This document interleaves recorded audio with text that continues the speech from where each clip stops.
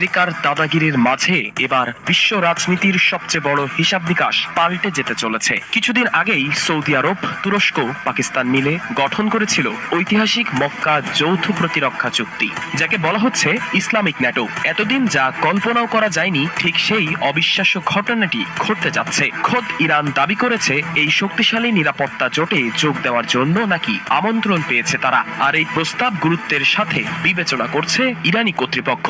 এই খবর সামনে আসতেই প্রশ্ন উঠেছে, তবে কি মধ্যপ্রাচ্যে আমেরিকার প্রভাব চিরতরে শেষ হতে চলেছে?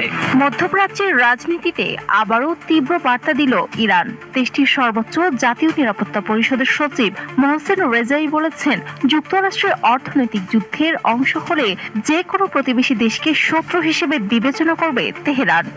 ইরানের রাষ্ট্রীয় অবস্থান তুলে ধরে দেশটির সরকারি টেলিভিশনে দেওয়া সাক্ষাৎকারে রেজাই জানান, সাম্প্রতিক যুদ্ধের পর দেশটির প্রতিরক্ষা ও কূটনৈতিক নীতিতে বড় পরিবর্তন এসেছে।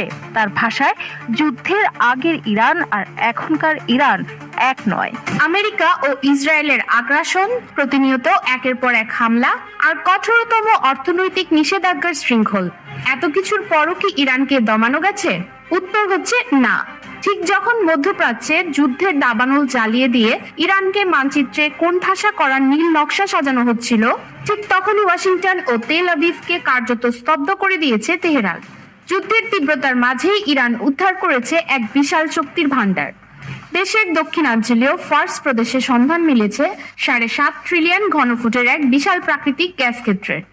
যেখানে ইরানকে ধ্বংস করার স্বপ্ন দেখা হচ্ছিল, সেখানে তেহরানের হাতে এলো শত কোটি ডলারের নতুন অর্থনৈতিক ও রাজনৈতিক হাতিয়ার। ভাবুন একবার, ক্যালিফোর্নিয়ার আকাশে ইরানি ড্রোন উড়ছে, হঠাৎ বাজ পাখির মতো সেটি আছড়ে পড়লো কোনো মার্কিন স্থাপনার উপরে। ইতিহাসে যা কখনো হয়নি তাই ঘটে যাবে সঙ্গে সঙ্গে। কোন দেশ মার্কিন ভূখণ্ডে আঘাত হানতে সক্ষম হবে। ইরান নাকি সেই পরিকল্পনাই করছে, যা আগেই জানিয়েছিল মার্কিন গোয়েন্দা সংস্থা FBI। তবে নতুন খবর হচ্ছে, শুধু প্রশান্ত মহাসাগর নয়, মেক্সিকো সীমান্ত দিয়েও আমেরিকার বুকে আসতে পারে এমন আঘাত। ইসলামিক নেটো বা মক্কা সামরিক জোটে কি এবার সরাসরি ইরান যোগদান করতে চলেছে? এবার সৌদি আরব, পাকিস্তান এবং তুরস্কের পক্ষে ইরানকে এই জোটে যুক্ত করবার জন্য জোর তৎপরতা শুরু হয়েছে। ইতিমধ্যেই ইরানের কাছে পৌঁছে গেছে আমন্ত্রণ পত্র। এতদিন ধরে, গত 102 বছর ধরে মুসলিম বিশ্ব যার প্রয়োজনীয়তা অনুভব করে আসছিল, সেই স্বপ্ন এবার পূর্ণ হতে চলেছে।